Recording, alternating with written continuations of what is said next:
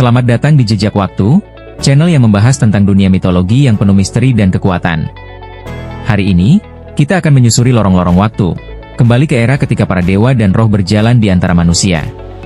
Kita akan menyelami kisah tentang salah satu figur paling kompleks dan menakutkan dalam mitologi Celtic, Morrigan, Dewi Perang, Kematian, dan Takdir. Ambillah tempat yang nyaman.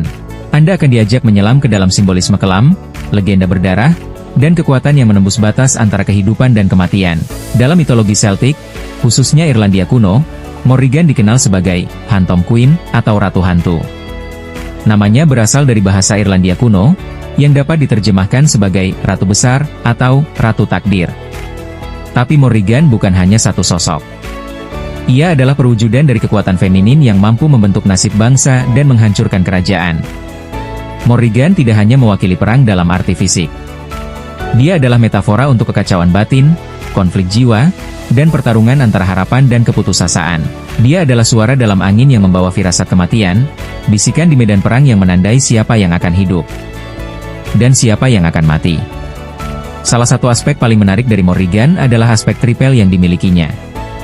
Ia bukan hanya satu dewi, melainkan tiga. Bad, dewi yang hadir di medan perang, sering muncul sebagai gagak, melengkingkan jeritan maut di atas kepala prajurit yang akan gugur. Dia adalah teror, darah, dan kekacauan. Macha, dewa perempuan kekuatan fisik dan kelahiran. Dia mewakili hubungan antara perempuan, tanah, dan penderitaan. Ceritanya melibatkan hukuman atas laki-laki yang memperlakukan perempuan sebagai alat pamer, simbol dari ketidakadilan patriarki. Morrigu, aspek paling misterius dan tak terdefinisi, seringkali dikaitkan dengan sihir, nubuat, dan ilusi. Dia adalah manipulasi takdir. Gabungan ketiga sosok ini membentuk satu entitas yang tidak bisa dipahami dengan logika semata. Morrigan adalah batas kabur antara kekuatan pencipta dan penghancur. Dalam banyak mitos, Morrigan digambarkan sebagai burung gagak hitam yang berterbangan di atas medan perang. Gagak bukan hanya simbol kematian. Dalam budaya Celtic, gagak adalah penjelajah antar dimensi, makhluk yang bisa berpindah dari dunia manusia ke dunia roh. Gagak Morrigan bukan sekadar pertanda kematian, tapi juga pengingat akan siklus kehidupan, lahir, hidup, mati, dan bangkit kembali.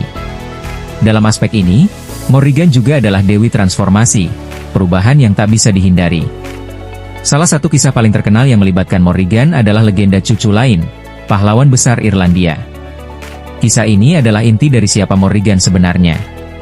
Ketika cucu lain berada di puncak kejayaannya sebagai pejuang, Morrigan mendatanginya, bukan untuk menantang, melainkan untuk memperingatkan dan menguji.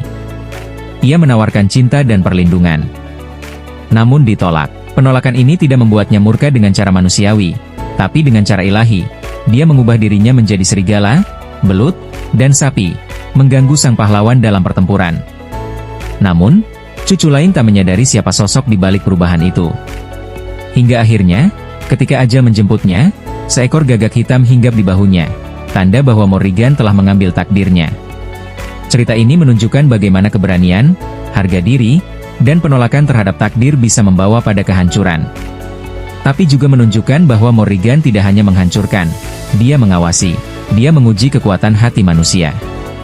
Dari game hingga novel fantasi, Morrigan terus muncul dalam bentuk-bentuk baru. Kita bisa menemukannya dalam video game seperti Dragon Age, serial seperti The Witcher, dan berbagai karya sastra modern. Mengapa dia tetap relevan? Karena Morrigan mencerminkan kekuatan perempuan yang kompleks. Dia bukan hanya pejuang atau ibu, bukan hanya pencinta atau penghancur. Dia adalah semua itu, sekaligus. Sosok seperti ini menantang stereotip dan menunjukkan bahwa kekuatan tidak selalu datang dalam bentuk terang atau gelap, tapi dalam perpaduan keduanya. Dalam psikologi Jungian, Morrigan bisa dilihat sebagai arketipe bayangan, bagian dari jiwa yang ditakuti, tetapi juga harus diakui. Dia mewakili insting primitif, intuisi terdalam, dan kekuatan dari dalam yang sering kita tekan. Mengakui Morrigan dalam diri kita berarti berdamai dengan konflik, menerima ketakutan, dan menemukan kekuatan dalam keterpurukan. Morrigan bukan hanya dewi dalam legenda kuno. Dia adalah simbol kekuatan abadi, pengingat bahwa dalam perang hidup ini, kita semua adalah pejuang. Kita semua menghadapi pertempuran, melawan rasa takut, kehilangan, dan takdir kita sendiri, dan di balik setiap pertarungan itu. Mungkin, hanya mungkin, ada seekor gagak yang mengawasi. Terima kasih telah menyertai perjalanan ini. Jika kisah Morrigan menggugah Anda, jangan lupa untuk like, subscribe, dan bagikan video ini pada mereka yang mencintai mitologi. Tulis komentar tentang bagian Morrigan mana yang paling menarik untukmu, kita akan senang mendiskusikannya bersama. Sampai jumpa di kisah berikutnya. Dan ingatlah, takdir mungkin sedang memperhatikanmu.